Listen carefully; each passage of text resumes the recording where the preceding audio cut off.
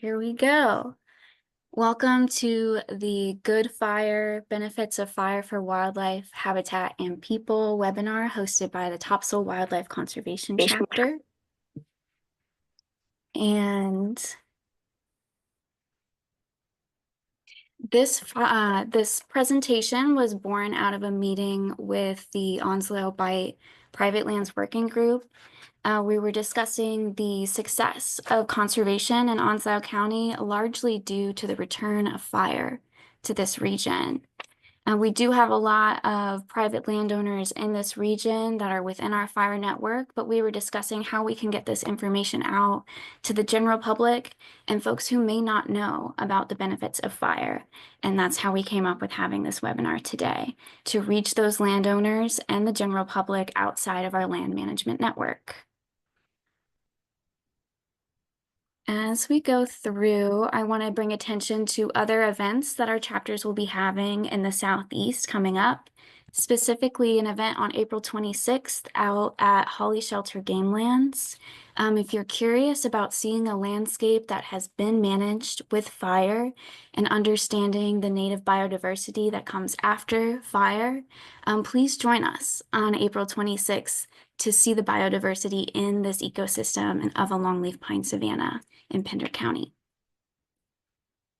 Today we'll be joined by the Cultural Burn Association, Courtney Steed, Phil Wallace with North Carolina Forest Service, Becky Savage with the North Carolina Wildlife Resources Commission, Laura Previtt with National Wild Turkey Federation, and Benji Strope with the Prescribed Burn Association. Fire is the element of renewal. With the North Carolina Wildlife Federation, we often focus on invasive species removal and reintroduction of native species. Fire does it all. It keeps invasive species out of our ecosystems and allows biodiversity to thrive.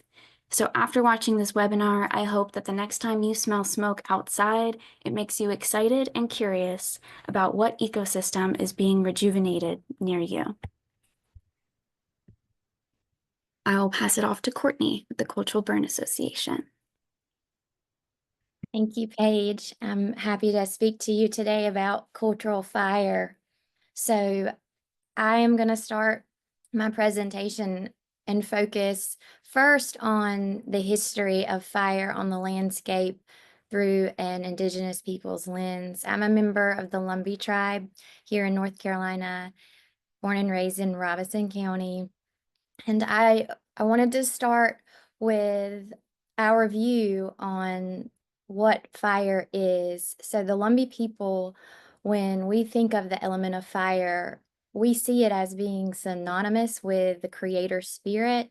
And there is a great reverence for the spirit of fire, and we honor the earth by applying that good medicine. So fire is medicine for the land, but it's also medicine for our people and all people, because we are all here sharing this space now. Fire heals, and this is a really powerful message I want to communicate with all of our listeners. If you look at Indigenous fire tales from across Turtle Island, they all share a common theme, and that's centered around the importance of collaboration, which is what I see happening right now through this seminar. You know, we are all here to learn from each other and hear different perspectives, which I think is crucial in coming up with a solution. So as I was saying, those fire tales, those traditional stories that we tell our children and our children tell their children that we pass down, the central theme is this collaboration, and it talks about the role of fire in a community. So in its very nature, fire creates this unconditional warmth. As we sit around the fire, we're all equal, and we are sharing a space with this sacred element. For example, the concept behind the council fire, we all sit in a circle, and that shape represents unity and inequality of voices. And while different groups have a variance of that structural approach to leadership, like with the clan mother's role in electing the councilman and the coming together around the fire, it neutralizes any hierarchy other than creator and creation. So for the Lumbee, as I said, fire is creator spirit. It's a place where ideas are born, a place where shadow emotions can be released and new bonds can be forged. It's like the great purifier, burning away all that doesn't serve a higher purpose and any artificial boundaries that we might create between us and them. So we really view fire as, like we do when we put it on the landscape, this reset button. And that's been a big part of our mission with Cultural Burn Association, which I'll talk to you a bit later on. So on the second slide, fire was an essential part of Native American culture. It still is. The book that I most reference when I'm looking at cultural fire studies was Omar Stewart and his research on pre-Columbian fire regimes. And he made, for his time, a bold proclamation. And even though it wasn't widely accepted during his lifetime, it's really altered this general understanding of the role of fire in creating the landscape that was quote unquote discovered by European explorers in the 15th century. So his book, Forgotten Fire, it pretty clearly demonstrated the dominant role that indigenous peoples played in land stewardship, with man-made versus natural fire being that primary tool. So in this image on the slide, you'll see the use of fire for making dugout canoes. And for the Lumbee, we're known as the people of the dark water. Those canoes represent our primary mode of transportation. Fire has also played a tremendous role in the evolution of mankind as a species. So when we look back at the history of human beings through the lens of paleoanthropology, we can trace distinct changes related to the discovery of fire and the subsequent ability to cook our food and make medicine by applying this heat to organic material. So again, we see a tool for preparing food and medicine, essential parts of our culture and our lives. It's a place to gather for warmth and ceremony. As we've seen, fire is a central element, and in these images, you see fire once again as the central theme. We see people gather around a fire for storytelling, and then we see an image reflecting a fire ceremony. But it's interesting when you look at these images, it's not the figures that first draw your attention, it's actually the glowing power of the fires, which reminds us that mankind may wield the flame, but only with reverence and honoring that spirit of fire. May we use it as a tool. But it is a tool for the betterment of ourselves and for the world as a whole. It's the utmost importance that we recognize fire for what it is. And I know there's a lot of terminology that gets tossed around in debate between prescribed or controlled and whatnot, but we as a people do not see ourselves as actually controlling fire. Its attributes are a gift and it's to be wielded by the humble. So that's the way we try to approach it. It's also been a traditional way of land stewardship. So, to recap, fire represented a tool for creating food, medicine, warmth, ceremony, and played a key role in our culture. But this brings us to the use of fire for stewarding the land. Most of us are familiar with the common but wrong view of indigenous culture as being primitive or savage, even heathen. However, when we gaze through the lens of time, if you can do that with an open mind, what you actually view are a multitude of highly advanced cultures, all with a highly developed understanding of the natural world. So our intimacy with the land, coupled with this high spiritual regard for our role in creation, is what gifted us with this innate understanding of how to best manage our surroundings for the benefit of the whole. We call this indigenous ecological knowledge. You may have heard that term, and it's been passed down for thousands of years and still lives with us today as ancestral memory. And in this continuation of these traditional practices, the fact that we could apply fire to result in such specific outcomes as increased nutrient density or even being able to achieve a very specific result, such as a higher concentration of color for an artistic endeavor. That just shows you that we really knew how to manipulate fire in a way that was most beneficial.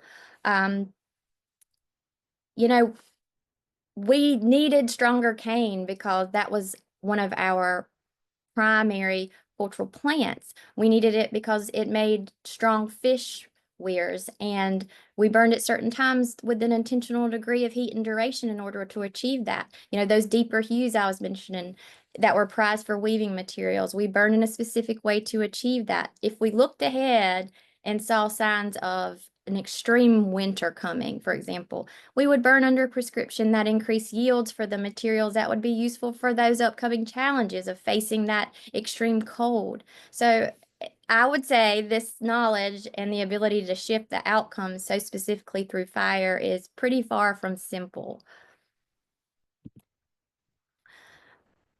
Over time, European colonization took a hold in this region, and a lot of these traditional practices, like creating fish weirs from river cane, they faced a lot of challenges and disruptions. There were forced changes in land use, foreigner encroachment, shifts in access to culturally relevant places, and that all contributed. And then, of course, later on, it was fire suppression that would play the biggest role in denying access to this incredibly culturally valuable plant. So no longer had access to it, and we also weren't able to manipulate the outcome with fire. And that's the same for most of the relevant materials that Native Americans have used for food, medicine, and culture. So as I mentioned previously, Omar Stewart, he really understood the importance of Indigenous knowledge, and we are facing these modern day challenges like extreme loss in biodiversity, climate crisis, mega fires, and it's imperative we honor and respect the role of Native Americans in land stewardship, specifically with regard to applying good fire.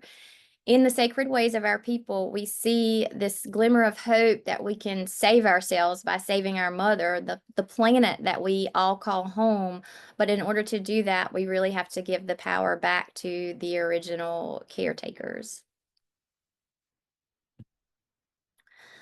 So I've pulled up some things which kind of summarize what we've discussed so far, but brings up another really important issue, and that is the current discrepancy among views on Indigenous fire practices. So you can see in this first slide, it's referring to low intensity broadcast burns as being an Indian quote unquote type fire. And then we move ahead and we see some pretty harsh punishments that were enacted by the colonizers for Native Americans who chose to try and continue that fire practice. There were actual laws in place until the 1930s that stated that we could, excuse me, be legally shot on site. That's a hard thing to say, but at the very least, we were imprisoned. So there seems to be this general lack of awareness about the extremes to which the colonizers enacted this fire suppression. So not only were the Native people denied access to the culture, yes, we had a lot of genocide that happened here, but cultural genocide alongside that muted campaign of ongoing eradication is still occurring. Yes, we were in fact killed for burning on our land, but our culture is still victimized by the firing squad. And that's something that I really like to, focus on, is that it hasn't, just because we're not being openly shot now, if you think about the damage that cultural degradation does to a people and that void it creates in our souls, and then maybe not so good things we try to fill that void with, those are some deep thoughts that are all related to this campaign against our traditional ways. So there's this myth that good fire can only be accomplished by professionals with qualifications and fancy equipment, but this myth has got to go. This is not how it began, but it could lead to a very real end if we don't all acknowledge what our ancestors knew and how important it was. So what we as Indigenous people carry in our blood memory from that traditional knowledge bank is the key component in fighting these disasters. Indigenous people must be allowed to practice the traditional ways of fire medicine. And I'm not arguing for agencies to provide training and support within the confines of their conceived parameters and comfort levels with things like perceived liabilities. I'm stating we need to be able to burn on our own land in our own way without interference. It's not a blatant denial that the world looks different today. Obviously, landscapes have changed and urbanization plays a key role in that. But these facts cannot be continue to stand in the way of positive progress. And that comes from non-interference with a sacred and long-standing knowledge of the natural world as a whole, alongside a depth of ability due to the sense of place that Native people have about their homeland. So nobody knows home like we do, and we have this understanding of it from a holistic perspective. And that view is really key when we look at the problems of today. Everything is related, and when one part of nature is sick, all the world is going to suffer alongside of her because it is all deeply connected. So this slide from an article on the History Channel is about how capitalism stands in the way of healing. So what you see here in this article is referencing a pretty intense fire that left a lot of people in shock and devastation. And it was called the Big Blow Up, or the Great Fire of 1910. And most of you may be familiar with it. But what we have here is, why did the Forest Service respond the way they did? You know, they did not say, wow, we have to do something proactive. Let's get more fire on the ground and help reduce these fuels. Quite simply, timber was industry and trees were money. So instead of putting prescribed fire out there, they just really hunkered down, and there were even harsher punishments in this like major campaign against any kind of fire on the landscape. And that all goes back to a capitalistic drive. So there's a lot of contemporary research out there right now that supports what Native people have known and fought for all along. And we see article after article coming out about the power of indigenous ecological knowledge and putting the original stewards back in a place where they have the rights and the freedom to burn in the traditional ways. We also know, to sum it up here, we see eastern forests were shaped more by Native Americans burning than climate change. And this is a 2019 article. So, you know, we're not talking about a view back, for example, when Stewart was writing. This is modern day stuff. So this is what I wanted to point out to you as far as that discrepancy. In North Carolina, if you just Google Native American fire, this is kind of shocking, but this is really like what comes up. In North Carolina, Indian burning generally refers to open burning of land, clearing debris or waste, and is largely prohibited. So what does that tell you? That tells you that still in our terminology today, we're using derogatory terms for bad fire. We are associating Native American fire with bad fire, and that's just got to go. So if anybody would like to learn more about fire cultures from a research perspective, I definitely recommend Forgotten Fires. That's the book I always start with. And if you want additional sources that are specifically on cultural fire and its history, you can email me and I'd be happy to share any of those with you. And then this final slide is one of my favorites. It's showing Lumbee mother and daughter burning together at our most recent solstice burn. So, you know, that was in January. And I guess I put this in here to say that humans are the answer, and all of us are human, which means all of us have a role to play collectively. So while indigenous cultural fire is of the utmost importance, there are things that we all bring to the table, and it is through that collaboration, going back to the beginning with those fire stories, that we're going to work towards a solution. If we isolate and point fingers and, you know, say everybody has to do it my way or it's the highway, we're going to stay in this mess, and we've all seen what comes of that. And I don't think any of us want to continue to see what's happening in California. And I've also, I'm sure many of you have seen the newest proposed megafire site is North Carolina. And I know in Robeson County particularly, we have the highest rate of wildfire. And a lot of our people, while their grandparents or maybe their parents were burners, they are feeling that fear-based paradigm that shifts you to that thought process of, is it okay to do this? Is this okay? You know, am I going to get in trouble? And that is what we're working so hard to get past in the Cultural Burn Association. So I hope that gave you a little bit of a background as far as indigenous fire culture and how it ties into the modern day dilemmas that we face. And now I will speak to you about our CBA specifically.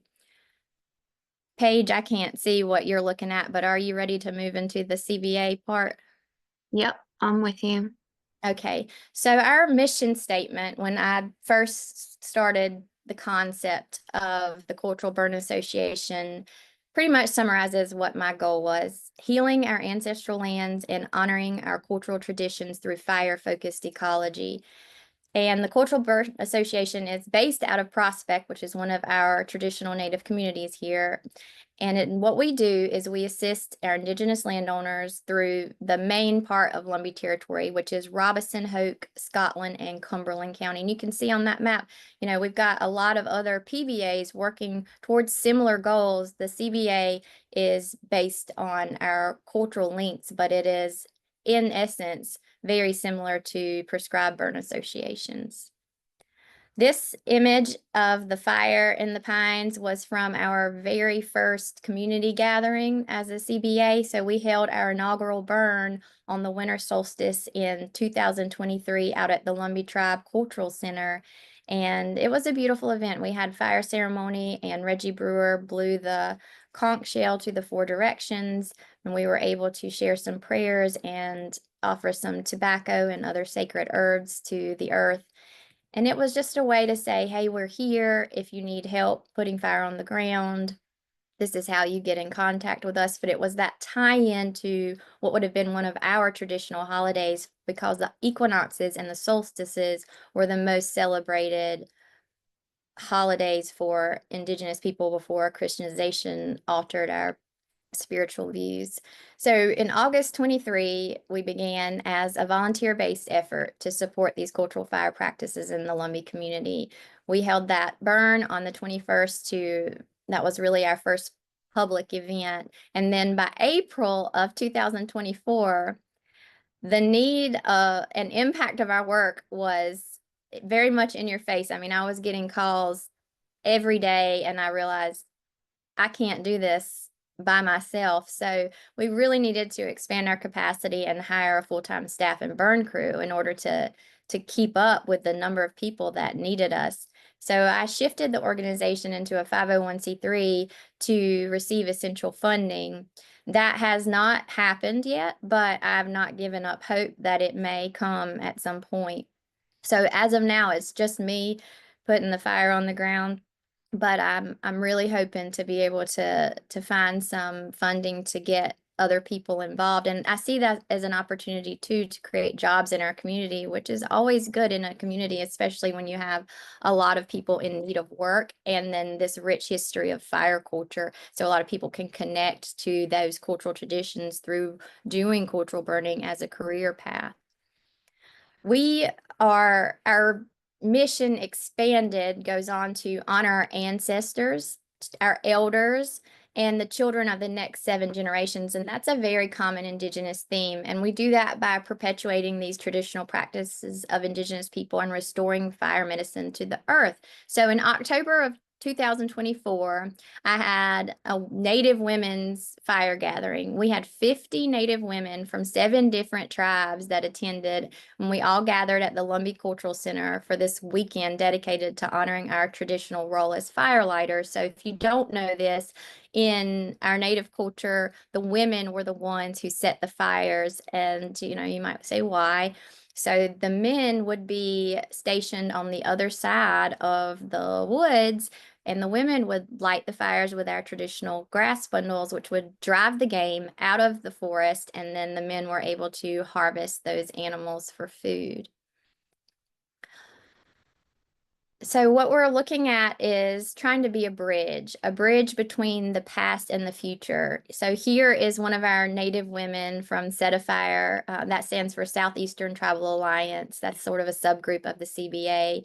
And she is lighting with a drip torch, which, a modern tool, but she is wearing her traditional ribbon skirt. So I just love that photo as an example of how we're blending traditional and modern practices in the best way possible to honor our culture, but also get the best results we can.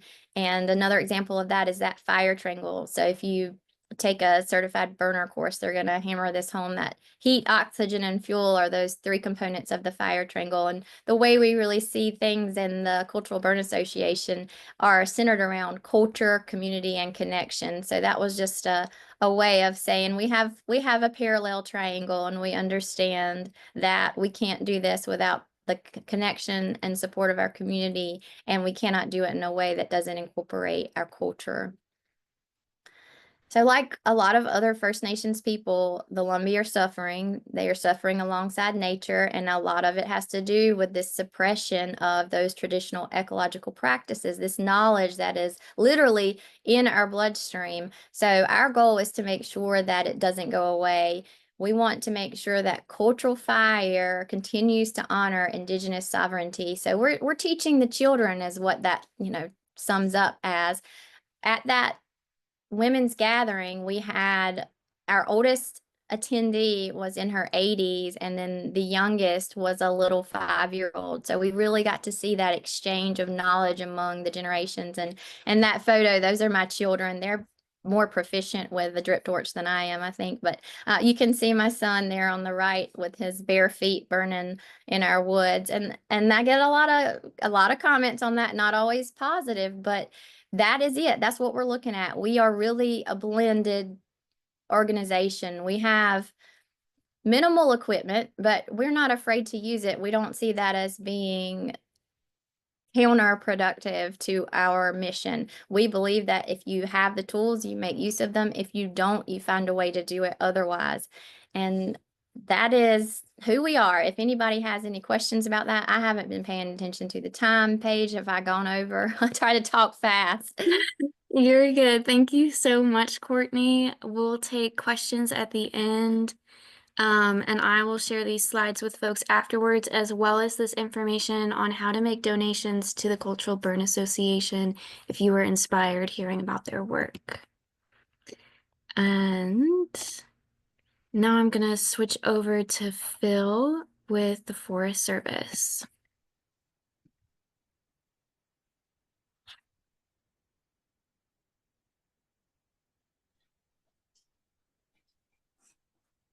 Okay, should have I'm assuming you have my screen up. I don't yet. Okay. Oh, I do now. Okay. All right. I'm Phil Wallace. I'm the silvicultural staff forester here with the North Carolina Forest Service. And I think Courtney kind of set this up really well. I wanted to talk a little bit about Pender County's both wildfire and prescribed burning history. And I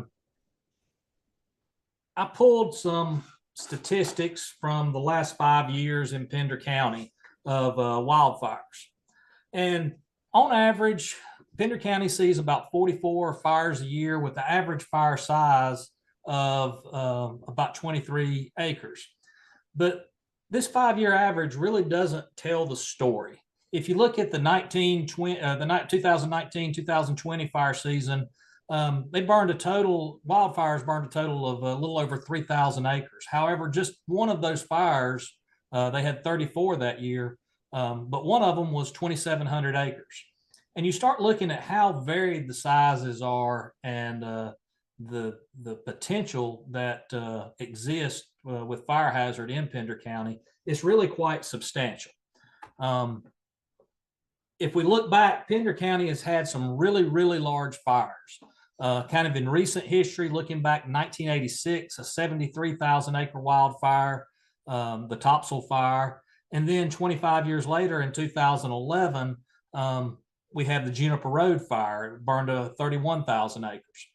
And this has kind of been ongoing. Every 20 to 30 years or so, we have these large fires. And Holly Shelter boasts some of the most extreme fire danger in the Southeast. So the potential for wildfires to happen again is almost a certainty. But when we look back at our long-term history, and Courtney kind of alluded to some of this, pre-European settlement, our forests were very, very open. Early settlers described them as being able to navigate a wagon from the coast to the mountains. They were so open.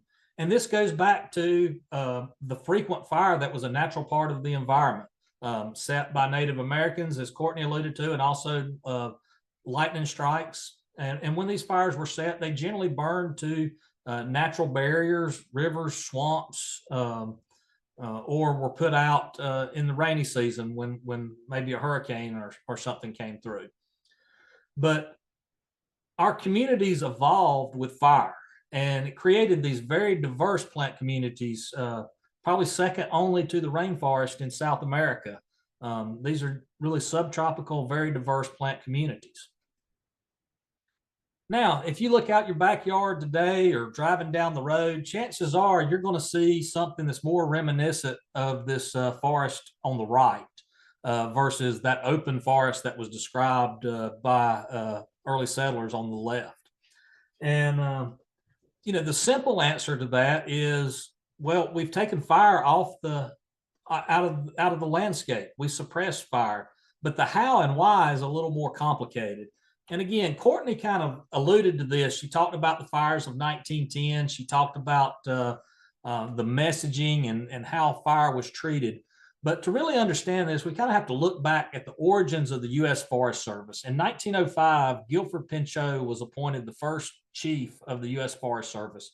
It was in its infancy at that point. And you know, he was a good forester, and he understood the role of fire in the forest. However, he was also a very good politician, and he realized that in the face of budget cutting and stuff, that there really needed to be an enemy to fight against if he was going to get people behind the U.S. Forest Service as an agency. And he argued that that enemy will be fire.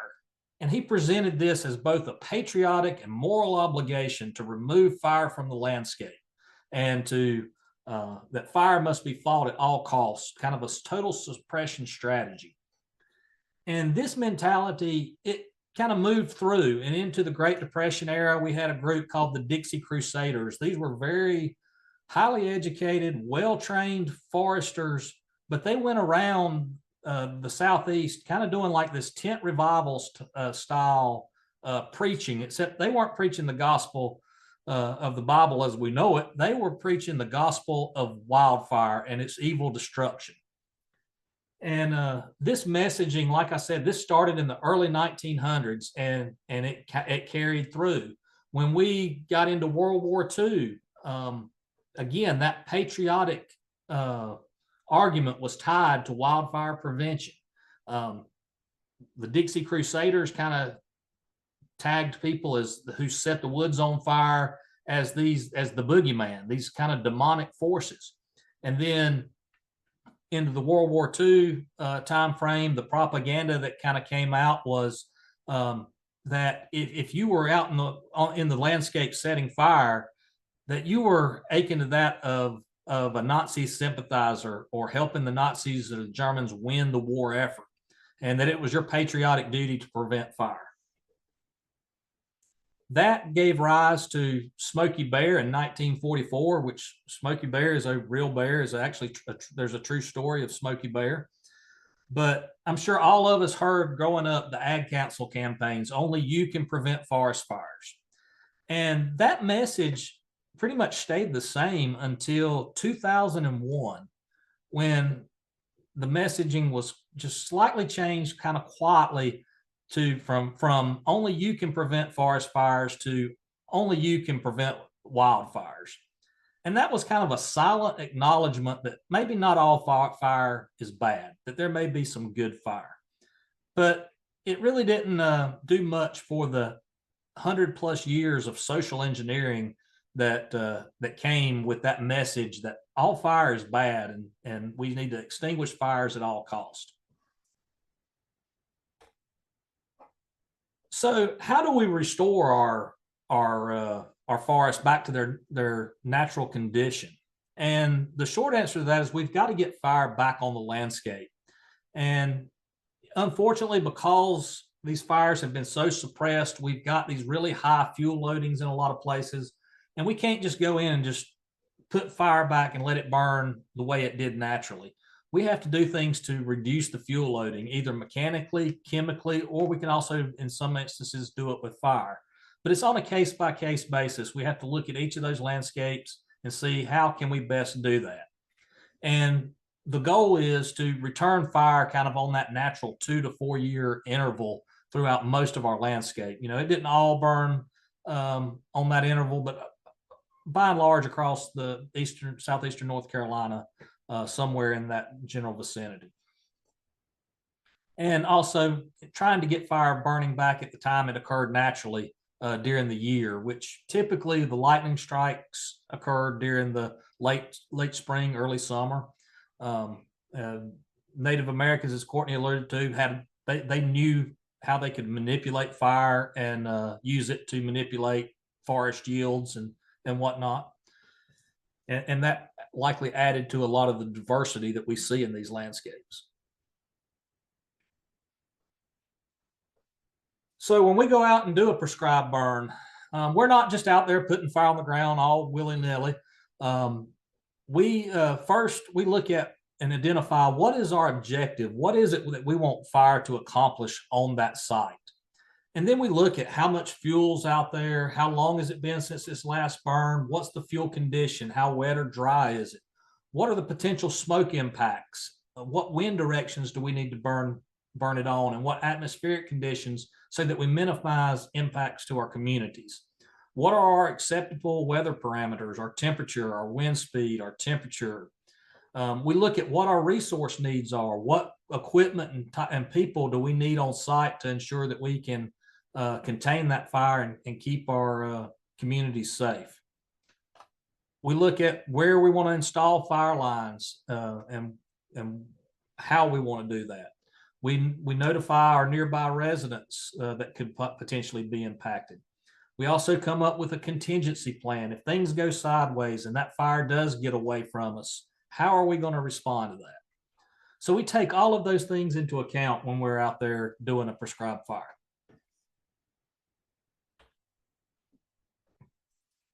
So in North Carolina, we have the North Carolina Certified Burner Program. That was as a result of the 1999 North Carolina Prescribed Burning Act. And this program, becoming certified, allows folks to go out and burn and gain certain protections from civil liability. And it involves a half-day or 2 half-day online courses, 1 full day of training in the field, and a written test. And then once that test, once you've gone through that process, you work essentially as an apprentice with another certified burner, and you demonstrate your proficiency to them, being able to write a burn plan and being able to plan and execute a prescribed fire and lead that fire. And if anybody's interested, our next class is May 19th through the 22nd, and registration will open up on our website March 1st. If you Google how to become a North Carolina certified burner, it will likely come up. So with that, I'll turn it over to our next speaker. Thank you so much, Phil. We will transition over to Becky with the North Carolina Wildlife Resources Commission and hear about some of our wildlife that depend on fire in their ecosystems to survive. Awesome. Thanks y'all so much. Let's see if, can y'all see my screen okay? Yes. Okay, perfect. All right. So, as my colleagues already hit on a number of very interesting developments, not only culturally, but just ecologically with fire, I just want to kind of bring in, I work with the North Carolina Wildlife Resources Commission, and a lot of times, you know, we have scheduled prescribed burns and things like that on the landscape, especially in our game lands, which we manage for all kinds of, you know, aquatic species, terrestrial species, of course, the flora and fauna that exist there as well. And so I kind of wanted to, I didn't know if y'all are familiar with this resource, but if you go to the North Carolina Wildlife Resources Commission webpage and you look under, I think it's wildlife and habitat, we actually have a thing where you can track where we're actually doing active prescribed burns, where we've completed prescribed burns and when that happened, as well as those that are planned in the future. So for instance, this is just data for, today basically. And there were 7 burns that were on the horizon today. The little red dots, I'm not sure if you can see all of those on the map itself. Some of them in the mountains are they're really close to each other. So there's a few covered over there. But this kind of tells you a little bit about what's going on currently. I think the one down here, a little bit more closer to Wilmington and this area would be the Juniper Creek area there. So if you're ever curious, hey, there's a fire going, I just drove by this area, who's doing that, who's managing that fire, that's just another resource for you there. But we do adhere to the North Carolina Prescribed Burning Act, as well as the Smoke Management Plan. As you know, you can probably see around some of that green, there's some big cities. So we have to be very cautious about where that smoke's going to blow, of course, public opinion and impact, as well as conserving our resources. So a detailed burn plan is developed and reviewed for every prescribed fire that we have to do. And there are burn bosses and registered prescribed burners with the North Carolina Forest Service that have completed all the training, as the presenter before me talked about.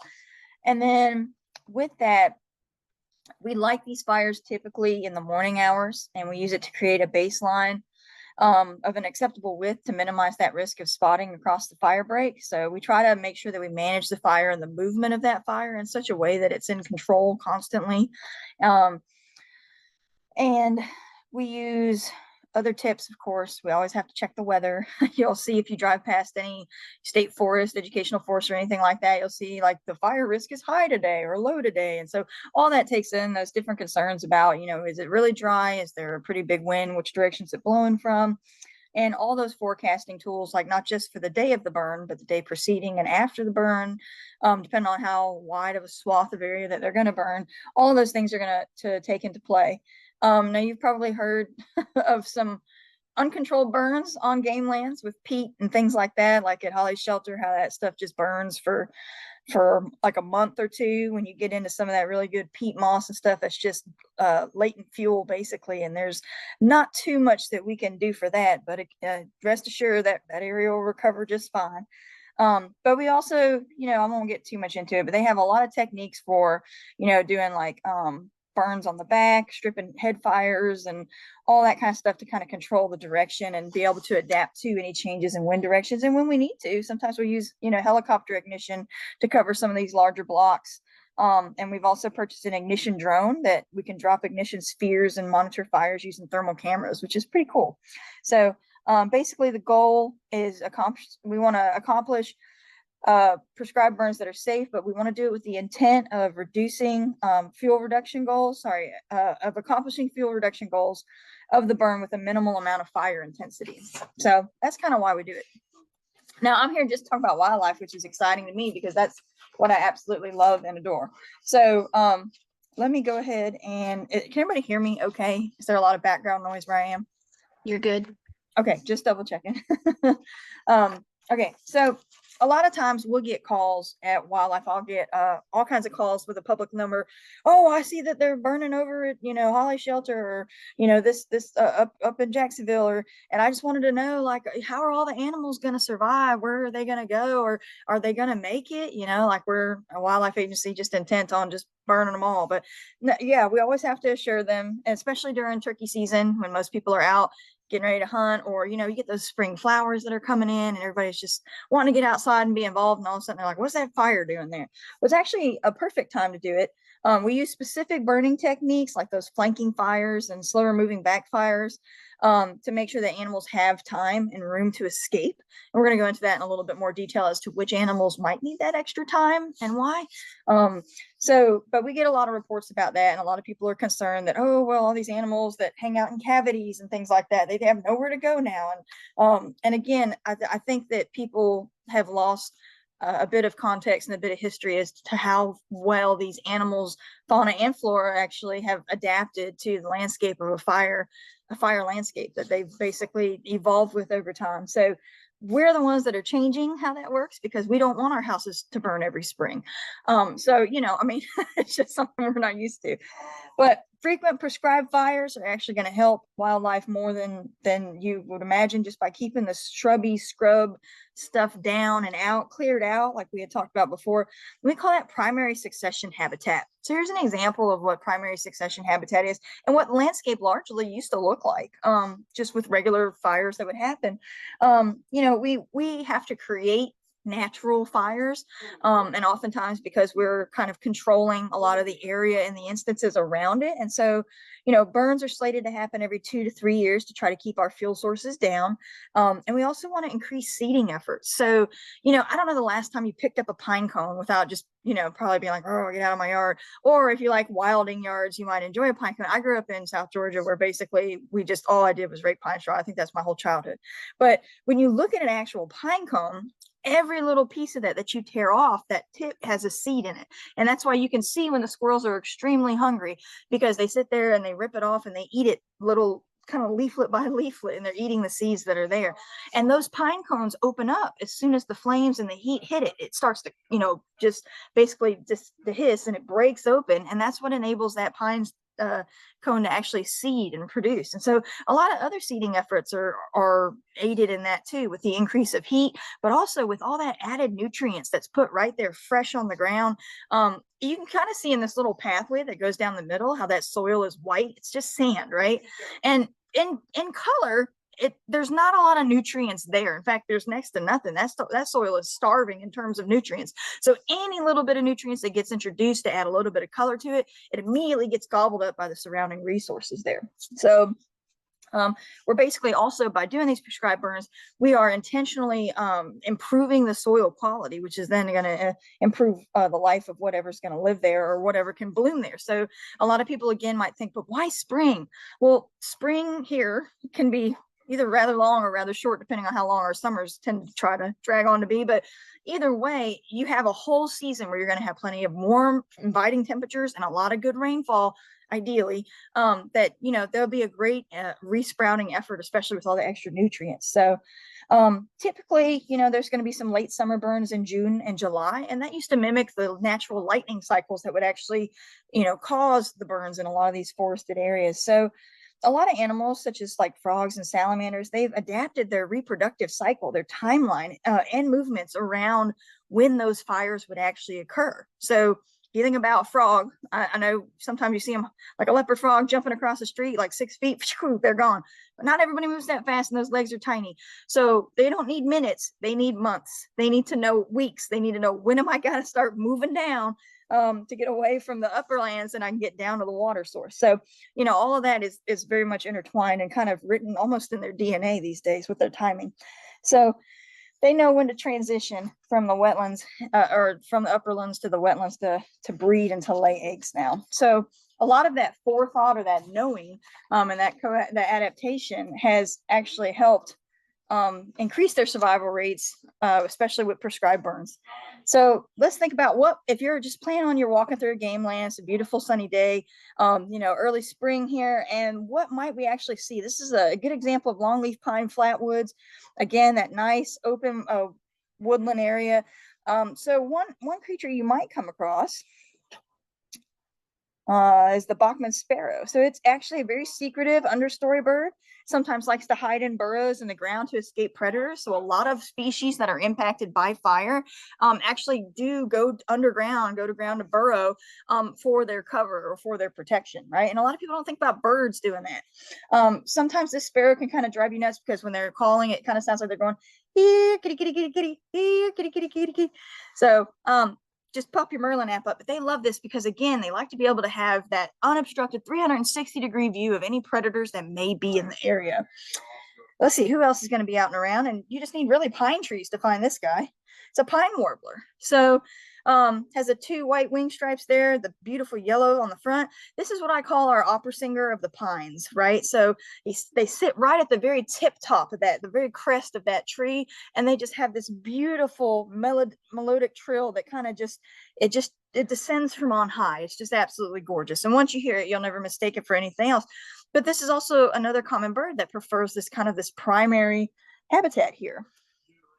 Then we also have Most people might think of them as the squeaky toy sounding bird, or brown-headed nuthatches. They're small birds that they actually depend on pine trees mostly, but they're cavity nesters. And so when they get these nice big burns, obviously they get a lot of pine trees seeded. And so then there's more potential for growth of potential nesting habitat. But there's also a lot of seeds, which is the other reason why they like to live there. So having those seeds to hiss and open up really helps feed them. And y'all might have noticed, but these birds are not to scale. All right, and if you like woodpeckers, the red cockaded woodpecker is one of definitely federal concern. So there are only woodpecker that's listed as an endangered species, and they actually are the only one that chooses to build cavities for nesting in live pine trees. So as you can imagine, that takes at least probably about 2 years to actually drill out something that's probably no bigger than a small book on your bookshelf in terms of a cavity, or maybe even like a can of chunky soup, right? That's about the size they need, and they live there with their families. But it takes a long time, and if you don't have a place to be protected from the elements and from predators, then your survivability is actually going to go down a pretty good bit there. So now we're working with U.S. Fish and Wildlife Service, and I think also maybe U.S. Forest Service. Sorry, but basically we're building cavities for them. So they have these boxes essentially where they go in, they chainsaw up on the ladder, they chainsaw this area out, and then they insert this box. It's like a pre-made nest box, and then they try to use the pine sap that's around it to kind of make it look as natural as possible so that they're not suspect, and they actually start using them. And then again, if you walk around any forests or game lands, they have that singular white ring around the trunk of the tree. That's to denote that there's been a red cockaded woodpecker activity there. So but yeah, so typically if you see them drilling on pine trees that are live pine trees, it's also, they're kind of helping you out. They're telling you that the heartwood has been softened by the red heart fungus, which is something that enables them to make it through a little bit quicker. Chipping sparrows, this is one you can typically find around your yard and things like that too, but they also prefer this kind of open landscape here. They have their little red caps. They've got this mechanical sewing machine-like trill. They're often mistaken for the pine warbler, but they're kind of a cheap substitute, but they are also a really cool bird. You might find that did I zip through one really quick? Oh, sorry. So let me go back one. So our eastern wood pewee, it's a small flycatcher. They perch on dead branches mid-canopy, and they chase after flying insects. So anytime you're out walking around, you get beaten up by mosquitoes and flies, and you're like, who eats these? Eastern wood peewees. They would if you'd let them, right? So you get in there. Yet another reason we have Nature's Pest Control Squad ready to go on standby. So you know they have that unmistakable slurred call. It's like peewee when you're out there. And then everybody's familiar, hopefully, with the northern bobwhite quail. They forage in groups. They kind of scurry between cover, or they burst into flight if they're alarmed. They've been in a sharp decline through the past half century, probably because of habitat loss and changes in agriculture. So we don't see them as much, but if you're very quiet, sometimes you can actually hear them nearby. I know Benji hears them probably a lot. And then, of course, wild turkeys. So foraging in flocks. So these guys will be around definitely through the spring. I feel like anytime that's not hunting season, you see them, they're more prevalent. North Carolina has gone through a lot of effort to actually restore our native turkey, our wild turkey population. And they are also birds that really like then thrive after prescribed burns. So moving away from birds a little bit, we have our fox squirrels. Those that aren't originally from here are probably only used to seeing the cinnamon colored squirrel. And it's just like a very large, some people think that they're like a dog squirrel or something, but call them fox squirrels. And there is also this kind of a black phenotype. And that's because, again, they've co-evolved with the burning of these areas. And so it just so happened the ones that had darker colorations didn't necessarily get gobbled up as quick because they blended in with the landscape. So they were actually able to pass those genes on. So you can see a couple of different variations in the colorings of fox squirrels. And they're a really cool animal. You see them out in the daytime, and I always do a double take anytime I see them. But again, they are an animal that really specializes on longleaf pines, forests, and they like the pine cones and things like that. Sometimes you'll catch them in a stand of loblollies, but typically they like these older standing pine forests. But moving away and going down a little bit closer to the water, or some of these little areas, are animals that would typically frequent it for different capability. So black bear, okay, black bear are known to be going around any kind of broken up forested area, precosins, swamps. You'll see them everywhere pretty much. Black bear are active pretty much year round. They do go down here on the coast. They're kind of more of like a brumation than a hibernation period. If they have a nice 60-degree day that's like sandwiched in between a couple of 40 or 30-degree days, they'll come out and root around a little. But you'll definitely see them out and about, and it all depends on where their cavities are, where their den is, what food sources are around. We have the largest black bears on the coast and the biggest population, 2/3 of the whole state here. So we grow them big, and we give them a lot of food. Fox species, you'll definitely see red foxes out and about.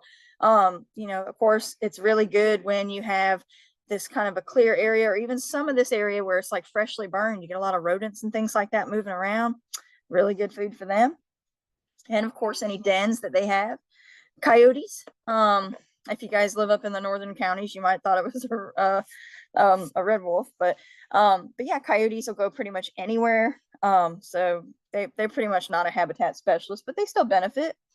And so do our white-tailed deer. You know, I mean, any place that they can find a safe spot to bed down, have plenty of food with a little amount of effort, but then all of a sudden it's really easy, especially when you're trying to find a mate and you're in that rut, to try to lay down that scent or follow scent trails if you don't have a bunch of things slapping you in the face. Although it doesn't appear that they mind too much, but you'll definitely see them out and around there. And then of course, everybody's favorite, right? Venomous snakes. So we've got a lot of cottonmouths that really enjoy, if they're near water, they can really, you could walk by probably 10 of those before you even realize that they're there. But they'll hang out close to the water. They're really good at catching fish and things like that, and frogs.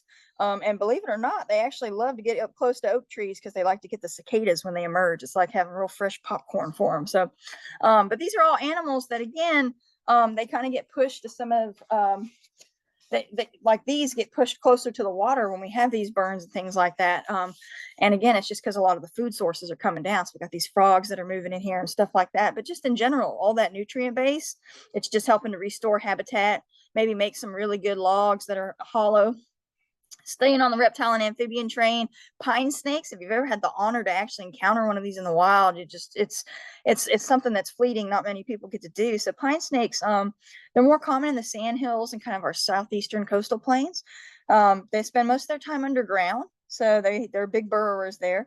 But their numbers have significantly declined because of a lot of habitat destruction. So it's a state special concern species here in North Carolina, but they are actually a pretty amazing snake if you can come across them. But they again are burrowers, and they come back out, and they're really they'll burrow with anything, but they're really great constrictors. They can kill like 2 rats or even 2 rabbits at a time in a single coil. So yeah, when they're hungry, they don't play.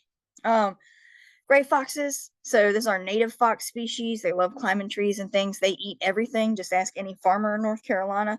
They will eat anything that you grow or anything that you unintentionally grow. They go after it all.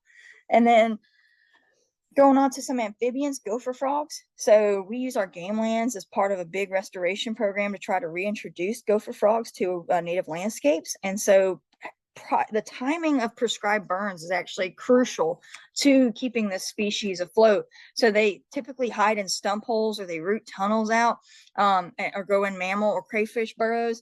And then they spend most of their lives underground, but they depend on fishless ponds for breeding.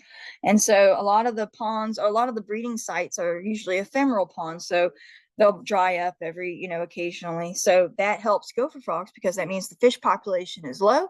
And so they're able to breed. And with their numbers being really, really low, like as in like being endangered, it helps bring their population up a little bit in certain areas that they once used to thrive.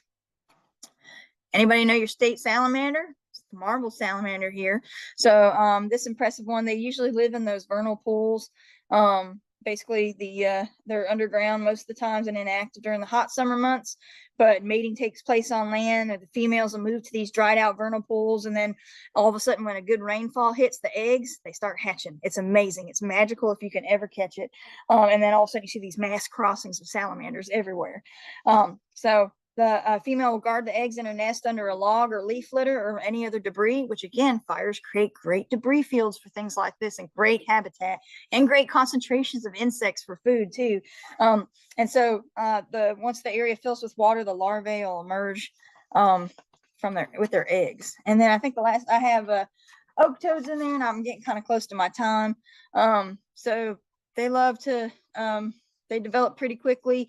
They've undergone a dramatic decline because of habitat destruction and the acidification to a lot of their breeding sites due to fire ant suppression, disease, and increased predation by the imported red fire ants. So believe it or not, fire ants have more consequences than just biting your toes when you're out there in the yard. So, and then we have southern toads, which you guys probably hear quite often. They like temporary wetlands and shallow ponds for breeding sites. Sometimes you'll find them in permanent bodies of water. And then in these Pocosin areas, they're usually around the Atlantic coastal plains of the U.S. from southern Virginia to northern Florida. A lot of our game lands have them. These they have the broad, low-lying, shallow basins that don't actually drain naturally. They're formed by the accumulation of organic matter resembling black muck, which builds up over thousands of years. And this accumulation of material causes the soil to be highly acidic and nutrient deficient. So at one time, Pocosins were prominent ecosystems, but they disappeared rapidly because everybody thought they were just low in value. So they're horrible they thought they were bad for the environment. And they said, well, let's just go ahead and develop it because it's not worth anything, right? But really, restoring healthy Pocosin wetlands provides a lot of benefits to terrestrial and aquatic ecosystems, as well as our human communities. They provide a lot of wildlife habitat and also can lessen the frequency and severity of wildfires. They sequester carbon and nitrogen and mercury. And they can protect water quality and control flooding as well. So Pocosins actually play a key role in the adaptation of ecosystems to sea level rise by preventing soil loss and promoting soil formation. And so that's what makes it possible for other, maybe more species in peril. So, we may have like the maybe salamander, the ornate chorus frogs. Those are species that are harder to find and encounter, but in these areas, they wouldn't last without them. And just to go through a couple more, because I know I'm like pushing it. So hognoses, southern hognoses especially, are found during the day. I'm sure you can find eastern hognoses on a number of our game lands as well. These are the ones everybody mistakes for baby rattlesnakes. Totally harmless. They specialize on toads. Technically venomous because they do have reverse facing fangs. I don't know if anybody has ever put your finger in a Chinese finger trap before and tried to pull it out. That's basically what happens if a little hognose bites you. He'd release you when you're ready, but you can't pull your finger out till he's done with you. And he has no venom. It's just the fact that he has fangs. So mole king snakes might be something. Oh, that's what they do. They play dead too when they feel like nobody's watching, right? And so they do that when they're like, oh, you don't want to eat me, I'm terrible. And then you give it 5 minutes, don't move, and then they flip over and they go right back about their business. Mole king snakes, they're active during the day or night, but they're pretty secretive. So they spend most of their time underground. They're very strong constrictors, and they benefit again from prescribed burns because it moves a lot of lizards and rodents and other snakes, because it also changes insect activity and frequency as well. So all of those things, including our wonderful pygmy rattlesnakes that benefit from any kind of movement of prey species. So this one is also one that benefits from hiding in stumps, like of tree stumps and things like that. And it's one that actually times its movement closer towards water, depending on a burn schedule, so that it's actually able to escape the heat of the burn, but it's also not too far behind all the frogs and other amphibians that are bumping their way down to those ponds. So, and then, you don't have to go to the game lands to find copperheads, but again, anywhere prey is going to be moving, you're going to be finding these guys moving around pretty much. And then one that's actually living in the water that also benefits is our alligators as well. So believe it or not, all the debris, all of the fallen trees and things like that. And again, the movement of prey species and the extra nutrients that adds to the type of soil bed that's in the water, that also adds to any kind of vegetation stuff that can sprout to feed and also to hide their babies. All of that is acceptable and able to happen because of prescribed burns. So that's pretty much what I have in the Reader's Digest version of prescribed burns and wildlife. So sorry. Thank you so much, Becky. I feel like we all got a really good impression of how many wildlife species depend on fire to keep our ecosystems healthy and to keep this mosaic of ecotones alive so that many species can thrive and flourish at the same time. We will now transition over to Laura to learn more about habitat management and resources that the Turkey Federation can provide.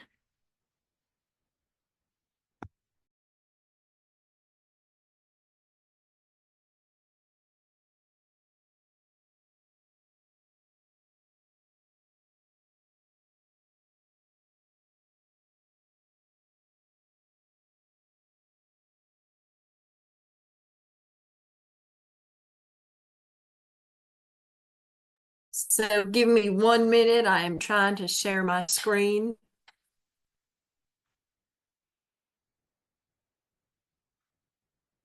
Did that do it? Yes. So my name is Laura Pravat. I'm a forester with the National Wild Turkey Federation. I've been with Turkey Federation about 6 years and a private contractor for them about 8 months. And before that, I worked 30 years for the North Carolina Forest Service. And most of my time has been in Pender County. I work with the Natural Resource Conservation Service, helping landowners with farm bill cost share programs. So today we're going to be talking a little bit about turkey, improving habitat on your property, and some cost share opportunities. I'm going to fly through these really fast, and I'm going to try to promise I won't read them all.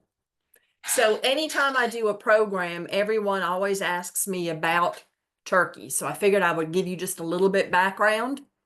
I'm not going to read the whole slide to you, and I'm not going to practice Latin by trying to read that. What I want you to take out of this slide is that turkeys are ground nesting. There's 10 to 12 eggs per clutch, which is a really big nest. And that they'll re-nest if their nest is damaged or destroyed, and they roost in trees. So the other thing I want you to take out of this is I am not a biologist, I'm a forester. You've got Benji and Becky, and Becky's presentation was amazing. So feel free to step in. Survival of turkeys, I want you to pay attention to this. It's not very high. Nest successes can be low, poult survival is low, hens annually survival is low, and gobblers. When you figure the average lifespan is about 2 years or less, what I want you to take from this, primary mortality factors are predators, weather, and then there's hunting. So what we can do about predators, from my standpoint, is we can look at managing habitat. So good turkey habitat. You need nesting habitat, brood habitat, spring, summer, and fall, winter. Food is going to bring your birds in, but cover with food is going to be your golden goal, and getting them close together is better. So again, I apologize. I'm trying to power through this. Nesting habitat. Anytime I have seen my nests, they have been fairly brushy areas, cutovers, a couple years old, and I've never been able to see that till the bird flies right past my head. So that's something to think about. Plan ahead if you're thinking of harvesting. That way you could look at how you can protect areas or manage areas to leave good nesting habitat. So these are just a few pictures, and this is typically what I have seen when I have found my turkey birds' nests, except for the one on the far right on the bottom that looks like a brush pile in the edge of a field. But that can be awesome to create, to come in and create some more nesting habitat. Usually they're pretty thick, woody, brushy, where you can't see them. Brood rearing and summer forage. So you're looking at from 1 to 2 foot tall for your habitat, for your ground cover. Fairly open at ground level. You've got a little bit of overhead cover, which would be your residual trees maybe. And you want it close to escape or nesting cover, and well dispersed. Again, I'm not a biologist, so I'm just trying to fly through this to get to the habitat. Brood rearing, herbaceous openings. NWSG is native warm season grasses or sparse legume or non-bunching. You want to maintain openings, maybe late summer mowing or fall winter burning. Remember, fire is usually always the answer. Turkey poults have high protein diet. They do, from what I remember in college, we were taught that a young turkey bird could consume up to a golf ball size of bugs every day. A lot of protein in that. Nutritional needs, they do really great on small acreages, which is great for my landowners. Primary diet is insects, seeds, grasses are important. Hard and soft mass. So when you think about your property, hard mass could be nuts, acorns. Soft mass would be your fruit, berries, plums, anything like that, persimmons.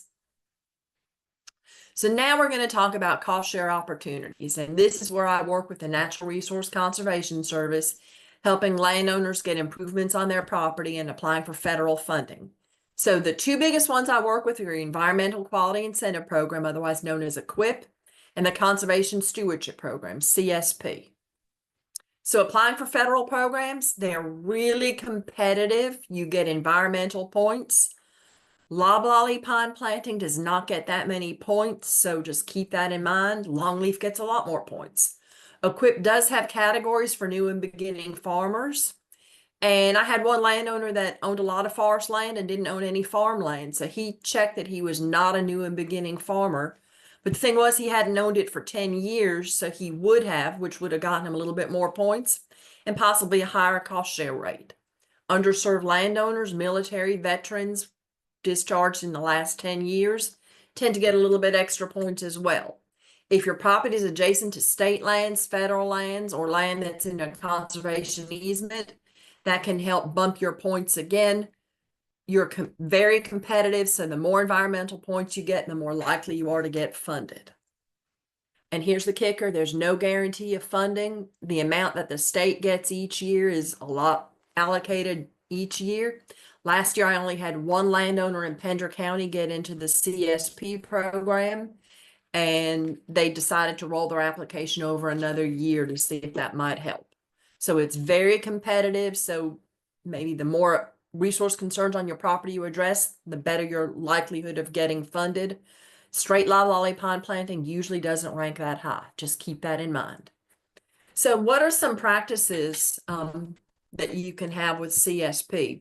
Also, the other thing is with CSP, you have a 5-year contract, but with Equip, you could have a new contract every year. So that's something to keep in mind. So the big practice, especially with this talk, is prescribed burning. And it's probably one of my most popular practices my landowners want to do.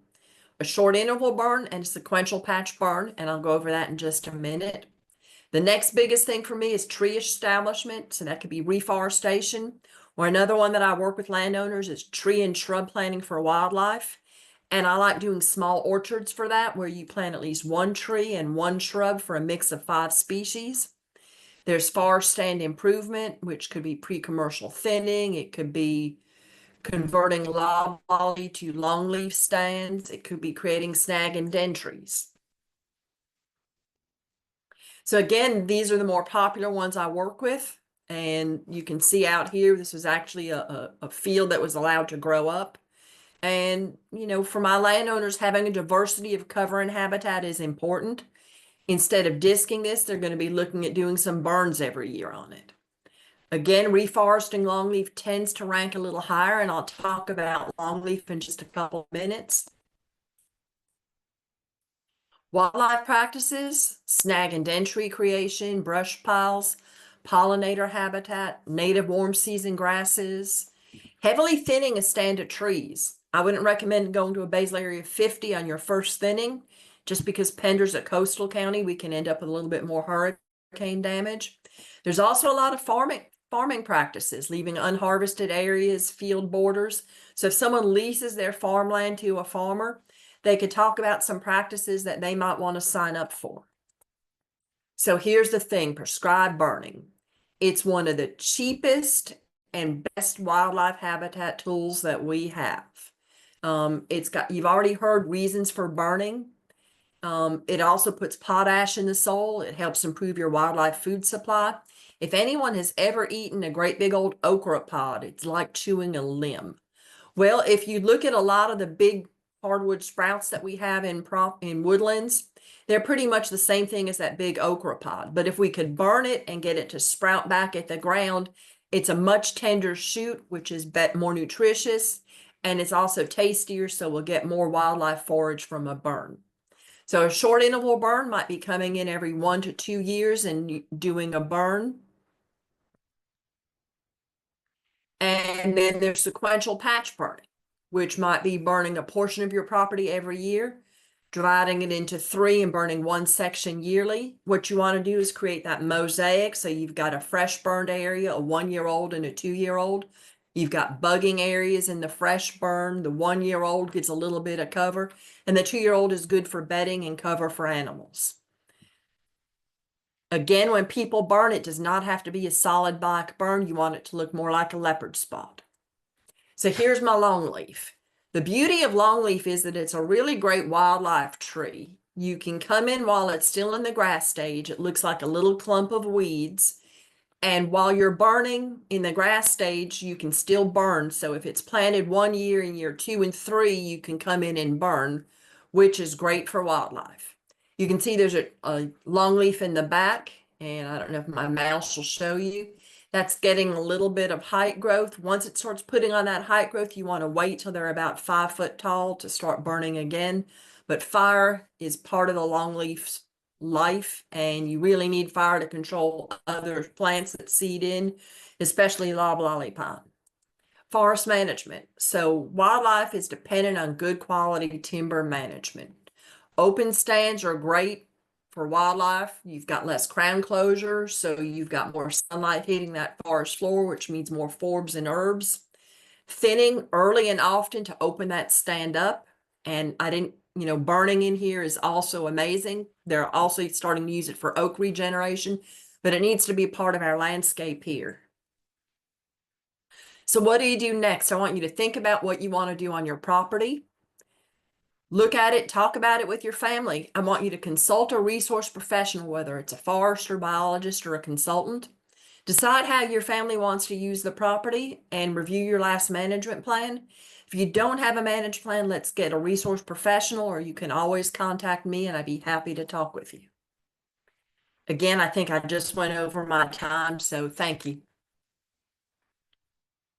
Thank you so much, Laura. And our final presentation, if you guys can hold on a little bit longer, we're going to hear from Benji about the Prescribed Burn Association. Yeah, I don't know if I can catch 20 minutes up or not. I'm good, but not that good.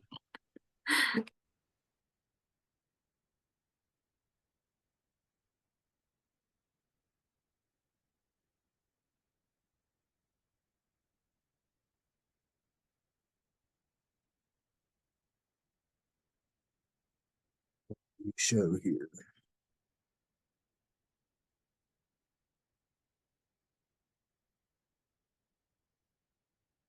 Okay, can everybody see that? Yes.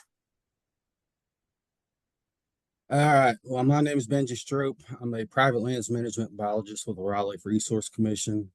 I mostly specialize working with swine farms and doing erg successional habitat management for water quality and quail on them. But another job is helping private landowners. The components that come out of that from a meeting in 2008 was a PBA. So what's a PBA? We've discussed a little bit, or the prior speakers have, and that's just another acronym that the government likes so well. Prescribed Burn Association is all that is. Normally a locally led group. Cool thing about them is they are sprouting up all over the country. Usually consist of multiple agencies, non-governments, but the big thing that makes them work is the private landowners. And they all do a very similar thing, providing assistance, educational events, tools, drip torches, etc., anything to get more fire on the ground. I think this has been alluded to here quite a bit this evening. There are a lot of reasons to burn, helping the wildlife. You got to have it for planting the associated structures, timber stand improvements, reducing fuel load, returning the nutrients, top killing hardwoods, thermal thinning and pruning. It should be done. It used to be done. For as many reasons there are to do it, there's a lot of reasons when you should not do it. Like you have no idea what you're doing. I think Phil hit this some with, the whole list of stuff that he had. You don't have any help. You don't lack equipment. You don't have the plan. Weather and soil moisture is not what's called for in the plan. Of course, this plan is the kicker here.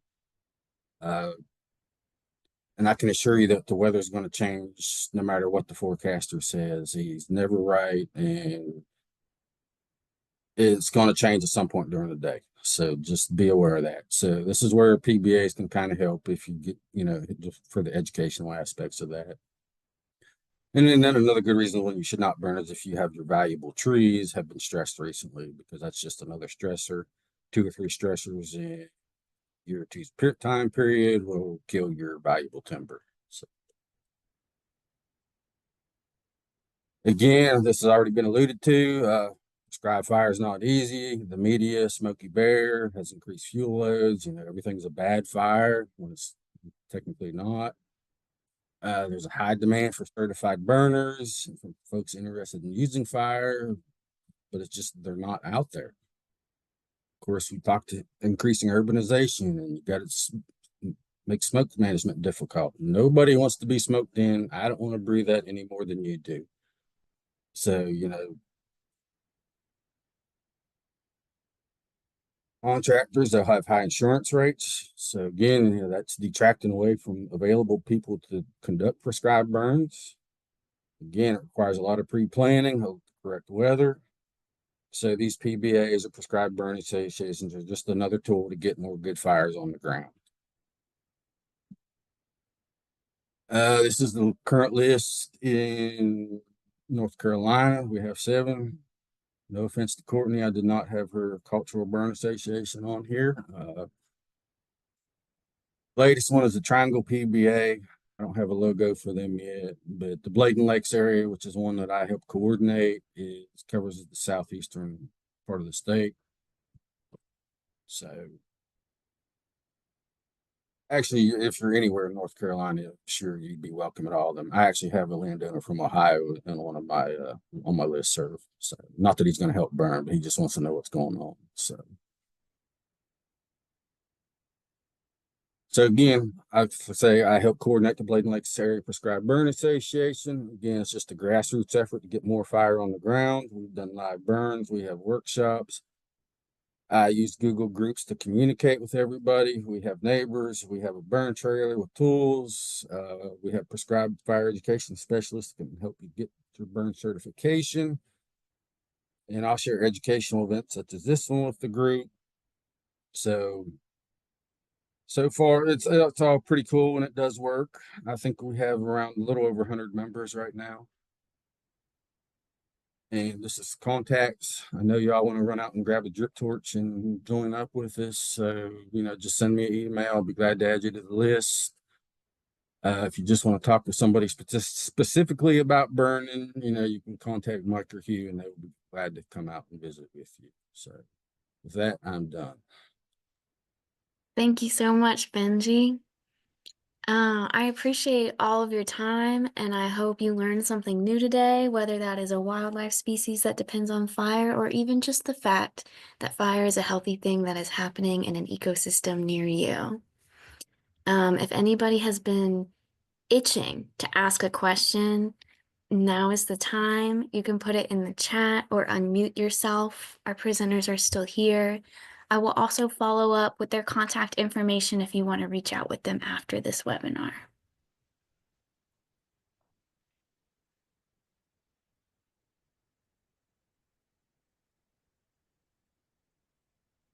I think we put them all to sleep.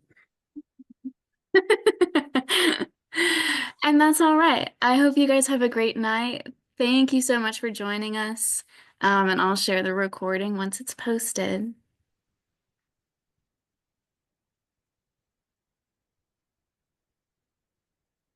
And if any of you guys are now super curious to see the action of fire in person, the beauty and biodiversity of a longleaf ecosystem, please join us on April 26th at Holly Shelter Gamelands. You can find the event registration and information on ncwf.org/events. Good night.